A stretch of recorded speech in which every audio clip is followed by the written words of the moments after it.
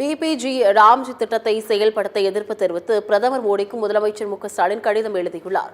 மகாத்மா காந்தி தேசிய ஊரக வேலை உறுதி திட்டத்தை ரத்து செய்து அதற்கு பதிலாக பிபிஜி ராம்ஜி சட்ட முன்வடிவை மத்திய அரசு அறிமுகப்படுத்தியுள்ளது. இதை நடைமுறைப்படுத்த முதலமைச்சர் மு.க.ஸ்டாலின் கடும் எதிர்ப்பு தெரிவித்துள்ளார். இது தொடர்பாக பிரதமர் மோடிக்கு எழுதியுள்ள கடிதத்தில் மகாத்மா காந்தி ஊரக வேலை உறுதி திட்டம் கிராமப்புற வாழ்வாதாரம் பாதுகாப்பில் முக்கிய பங்கு வகிக்கிறது என்றும் 100 நாள் வேலை திட்ட பெயரை மாற்றுவது கிராம சுயராஜ்யம் அதிகார பரப்பில் பற்றிய பார்வையை சிதைக்கும் எனவும் தெரிவித்துள்ளார்.